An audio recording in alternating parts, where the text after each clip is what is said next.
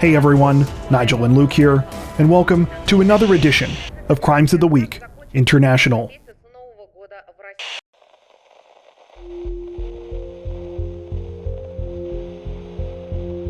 Authorities in the Australian state of New South Wales are asking for the public's help this week as they investigate the killing of a young disabled man, a crime that disturbingly may have taken place after he was lured to his murder over social media.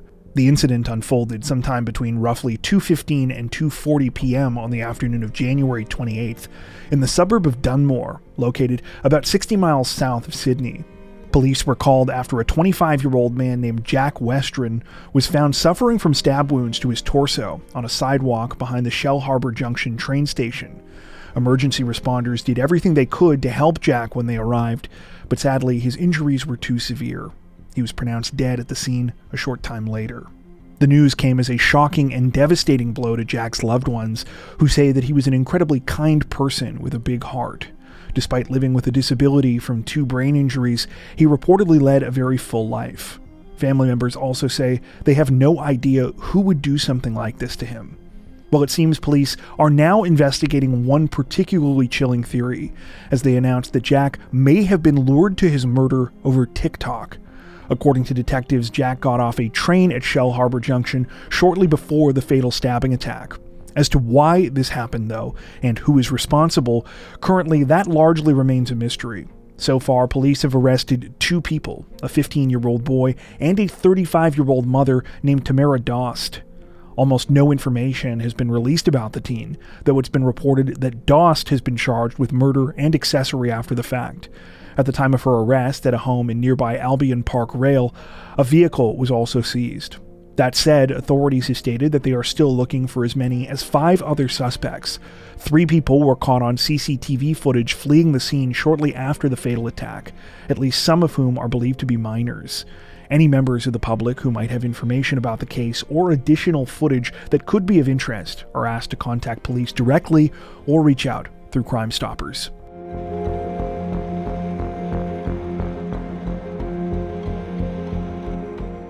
Authorities in the Japanese city of Nagano say that a 46-year-old man has successfully been taken into custody this week, days after he allegedly carried out a terrifying and unprovoked attack at a railway station that left 1 person dead and 2 others wounded. The whole thing reportedly began just after 8 p.m. on January 22nd outside of the JR Nagano train station. Commuters were waiting at a bus stop area near the main building when suddenly a man began attacking people at random with a bladed weapon. While the circumstances leading up to the incident have not been reported, what we do know is that at least 3 victims were stabbed. Sadly, one of those victims, a 49-year-old man named Hiroyoshi Maruyama, died from blood loss after suffering wounds to his chest and shoulder. The 2 other victims were both stabbed in the back and were also said to be seriously injured, though they are expected to survive. They have been identified only as a 46-year-old woman and a 37-year-old man. Though the attacker had fled the scene by the time police arrived, thanks to witness reports, CCTV footage, and a flood of tips from the public, authorities were able to track the alleged killer down on January 26th. The man, now identified as 46-year-old Yusuke Yaguchi, was arrested at his home less than 2 miles east of the crime scene. At the time of this recording, no information has been released about the alleged motive behind the attack, and no weapon has been recovered. Yaguchi remains in custody on suspicion of murder and attempted murder.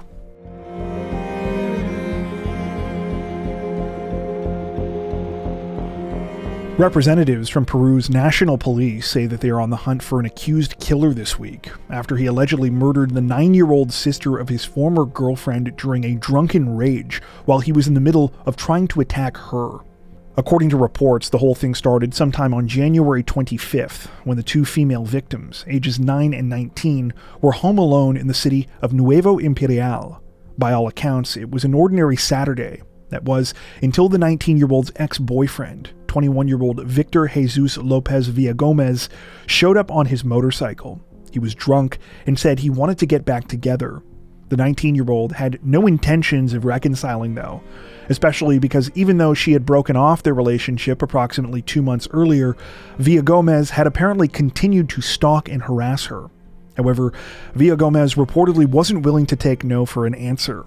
After the 19-year-old refused to leave with him, he allegedly began attacking her with a knife. Hearing her sister's screams, the 9-year-old ran to try and get help, but before she could make it to her neighbor's house, she was reportedly stopped by Villagomez. He stabbed her to death before fleeing the scene. Still, in her final act, the 9-year-old was able to save her sister's life. The 19-year-old was seriously injured, but she survived.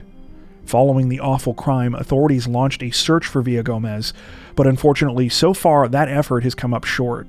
This has led to criticism from the victim's family, who say that police were slow to respond, especially considering that there is a police station not far from the crime scene.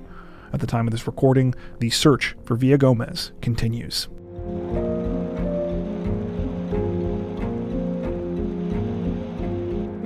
The friends and family of a UK boy have been left heartbroken and in mourning after he was murdered while on his way home from school last week, and the alleged perpetrator behind the awful crime was discovered to be not much older than he was. The whole thing began on the afternoon of January 21st, when 12-year-old Leo Ross was found by members of the public in critical condition. The young boy had been on his way home from school in the city of Birmingham and was walking through a green area near the River Cole around 3:40 p.m. when he was attacked and stabbed in the stomach. While the circumstances of that attack remain unclear, what we do know is that sadly Leo did not survive. He died approximately 4 hours later after being rushed to a hospital. Around that same time, the alleged killer was arrested, a suspect who is said to be just 14 years old himself. Though the teen's identity has not been released because of legal restrictions due to his age, authorities now claim that this is not the only crime he is suspected of committing. He has now been linked to at least 6 other assaults which happened in the days and months leading up to the killing. Most of these attacks were reportedly on older women, and a string of them happened right before the fatal stabbing. It's alleged one of them even took place earlier on the same day as Leo's murder. 2 other incidents reportedly happened on October 22nd of last year and November 26th, with the latter case involving an assault on 2 police officers. It's unclear if the 14-year-old suspect was arrested for any of these crimes previously, or whether he was only linked to them after he was taken into custody last week. However, it's said that in addition to murder and possessing a bladed article, the teen has now been charged with multiple counts of grievous bodily harm and assault in connection with some of these cases. More charges are also expected to follow. As for Leo's family, they are still waiting for answers as to why and how something like this could have happened to him. In a statement released this past weekend, they wrote in part, quote, "We want everyone to know what an amazing, kind, loving boy Leo was. Not only has Leo's life been taken, all of our lives have as well.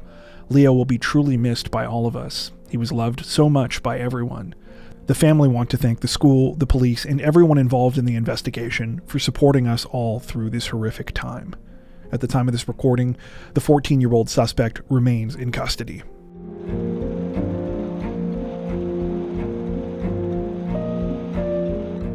Authorities in the Indian state of Uttar Pradesh say that a 27-year-old business owner is in hot water this week after he allegedly concocted and carried out a bizarre, elaborate, and illegal plan with a group of his employees, all for the sole purpose of obtaining a gun license. According to reports, the whole thing began in the early morning hours of January 23rd, when police in the city of Ghaziabad were contacted about a violent incident in the city's Vijaynagar area. They arrived to find 2 men, 22-year-old Gulfam Khan and 21-year-old Nirdesh Pal, who said that they had just been the victims of a terrifying attack. Gulfam had suffered a gunshot wound to his leg, while Nirdesh had a similar injury to one of his hands. Gulfam and Nirdesh explained that they worked for a local snack manufacturing business. They said that they had been out like usual that morning doing early deliveries to the company's customers when suddenly they had been ambushed by 3 men on motorbikes. They claimed that the men had opened fire on them and their vehicle. Before fleeing, they had also made threats against their boss, the chip business's 27-year-old owner, Mohammed Arif. Initially, it appears that police had no reason to question this story, especially because of Gulfam and Nirdesh's injuries. However, as they began to investigate further, they realized there were quite a few things that didn't add up. For starters, despite the supposedly violent attack, nothing had actually been stolen from the men or their truck. The truck itself also really hadn't sustained any damage, even though Gulfam and Nirdesh claimed that their assailants had shot at them indiscriminately. As it turned out, even the men's wounds were suspect. Upon closer inspection, they were surface-level injuries. On top of this, gunpowder burns around the wound suggested that the shots had actually been fired at close range. When pressed on these details, Nurdesh and Galfam apparently crumbled almost immediately. That's when they allegedly admitted that this whole thing had been staged as part of a plot by their employer, Mohammed Arif, to make it look like his life was in danger. Why? Well, Arif wanted a gun license, and he thought that proving he was being threatened was the easiest way to obtain one. Police now say that Arif is obsessed with guns and wanted the license so he could buy a bunch and show them off on social media. They also say this isn't the first time he's tried something like this. A couple months ago, he reported a similar threat to his life, saying that some people had thrown stones at his vehicle while he was inside. That case was also dismissed when it was found that the vehicle barely had any damage to it. Arif allegedly roped Nurdesh and Galfam into his new plan by promising them the equivalent of roughly $1,700 USD each. Nurdesh's brother Dinesh Pal was also reportedly involved in the incident and acted as the gunman. All 4 men were arrested last week and are now expected to face a number of charges.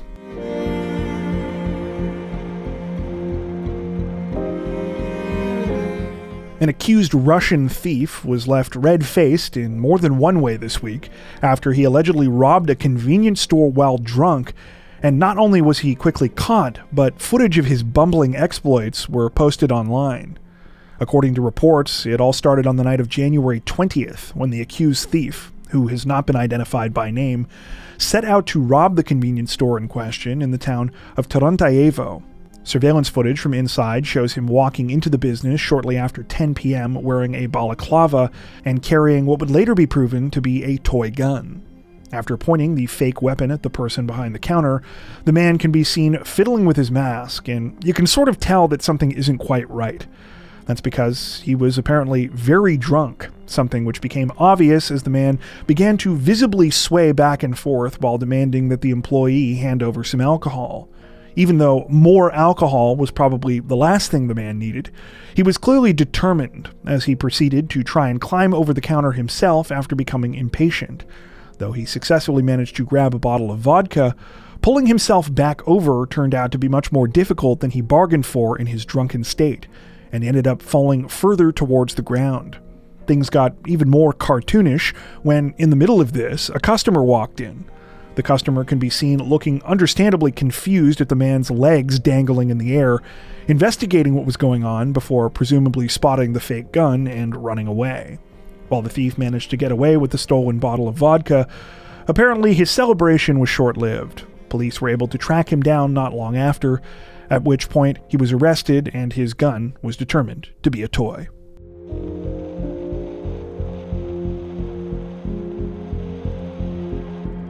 Authorities in the Kenyan capital of Nairobi say that they were investigating a gruesome case this week after a local man allegedly killed his young wife and was caught while in the middle of attempting to dispose of her remains.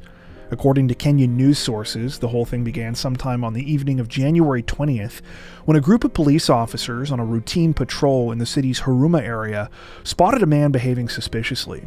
The man, later identified as 29-year-old John Kiyama Wambua, was lugging a bag around that appeared to be quite heavy. Police thought he looked nervous, and he was reportedly carrying something else with him that was illegal. While the illegal item in question wasn't specified, whatever it was quickly overshadowed. When authorities searched Wambua's bag, they discovered he was transporting human body parts, specifically a woman's torso. Despite how jarring this likely was for the officers, according to them, Wambua didn't seem all that bothered to have been caught. He proceeded to state that the torso belonged to his wife, 19-year-old Joy Frida Munani, who he had murdered a short time earlier. Wambua apparently claimed that he had killed Joy during an argument after he returned home and found her with another man. After stabbing her multiple times in the chest, he began cutting her body into pieces. After taking police to his home, Wambua allegedly showed them more of Joy's remains underneath a bed. Even more were reportedly found when authorities searched a river close to where the 29-year-old had been caught. It's believed he was on his way there to dump the torso when he was arrested and was planning on making repeated trips until he had disposed of all of the remains. In addition to the body parts, police say they found blood-soaked clothing and a large machete inside Wambua's house. At the time of this recording, Wambua remains in custody while the investigation continues. He is expected to face murder charges in the coming days.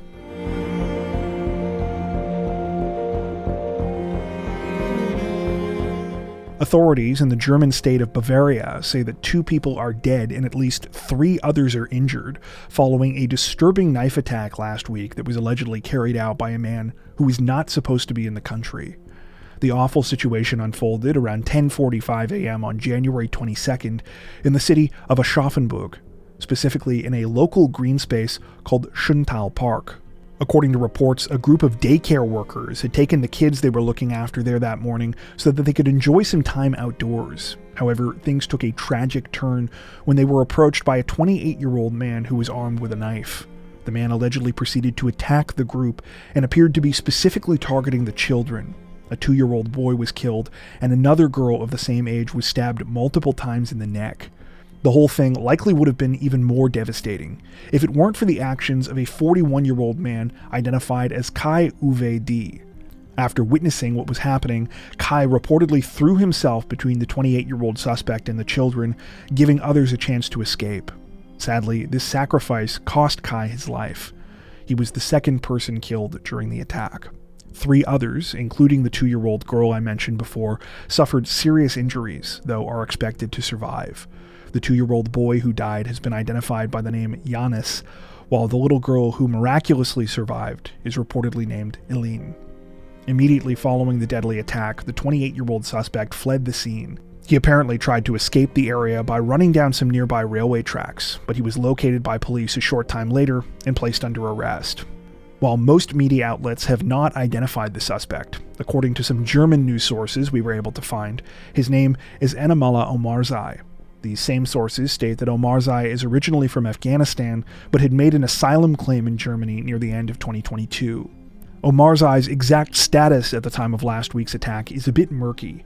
Most reports we came across seem to agree that the 28-year-old was in the process of being deported, though it's unclear if he had officially been ordered to leave and had violated this order, or whether the deportation had yet to be scheduled.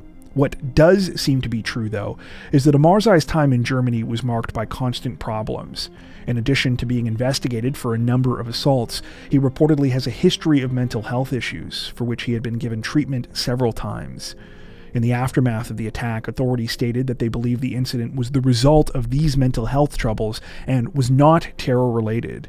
To this end, it's worth pointing out that most of the victims of Omarzai's alleged crimes were themselves immigrants or other asylum seekers. For instance, Yanis's family is reportedly from Morocco, and Eileen's is said to be from Syria. Still, the attack has renewed calls from many in the country who want to see an overhaul of Germany's migration system.